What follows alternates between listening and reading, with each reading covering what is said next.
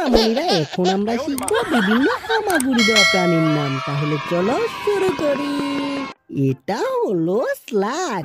স্লাগকে বাংলাতে বলে খোলসবিহীন শামুক। স্লাগ রাতে বের হয়ে খাবার সংগ্রহ করে। এটি পাতা ও নরম গাছপালা খেতে ভালোবাসে। সোনামণিরা এটা হলো ক্যামেলিয়ন। ক্যামেলিয়নকে বাংলাতে বলে গিরগিটি। গিরগিটি চোখ দুই দিকে আলাদা করে ঘুরাতে পারে।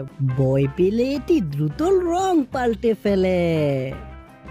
সোনামণিরা এটা হলো এন্ট। এন্টকে বাংলাতে বলে পিঁপড়া। পিঁপড়া দল বেঁধে খাবার বহন করে বাসায় নিয়ে যায়। এটি খুব ছোট হলেও অনেক শক্তিশালী। সোনামণিরা এটা হলো টোড। টোডকে বাংলাতে বলে ব্যাঙাচি। ব্যাঙাচি শুকনো জায়গায় ঠাপটি মেরে থাকে। বৃষ্টি হলে এরা বেশি সক্রিয় হয়।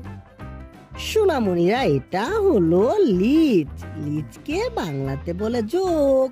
জোক আঁকাবাঁকা শরীর দিয়ে ধীরে ধীরে এগোয়। ভেজা জঙ্গল বা নদীর ধারে বেশি পাওয়া যায়।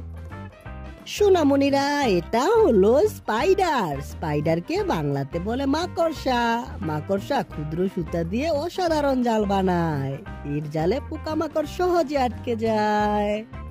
সোনামণিরা এটা হলো আর্থওয়ার্ম। আর্থওয়ার্মকে বাংলাতে বলে কেঁচো। কেঁচো মাটি খুঁড়ে ভেতরে ভেতরে টানেল তৈরি করে। এটি মাটির উর্বরতা বাড়াতে খুব সহায়ক। বাচ্চারা এটা হলো লিজার্ড। লিজার্ডকে বাংলাতে বলে টিকটিকি। টিকটিকি রাতে বেশি বের হয়ে খাবার খোঁজে। দেয়ালে দ্রুত দৌড়াতে পারে। এরা দারুণ পারদর্শী।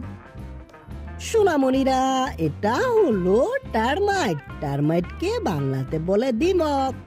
দিমক কাঠের ভেতরে বাসা তৈরি করে। এটি দলবদ্ধভাবে খাবার সংগ্রহ করে। সোনামণিরা এটা হলো ফ্রগ। ফ্রগকে বাংলাতে বলে ব্যাঙ। ব্যাঙ জল ও স্থল দুই জায়গাতেই চলাফেরা করে। পোকামাকড় কমাতে এটি বড় ভূমিকা রাখে। সোনামণিরা ভিডিওটি কেমন লাগলো? ভালো লাগলো অবশ্যই লাইক করে দিও আর বন্ধুদের সাথে শেয়ার করে দিও। দেখা হবে পরবর্তী ভিডিওতে। Bye bye.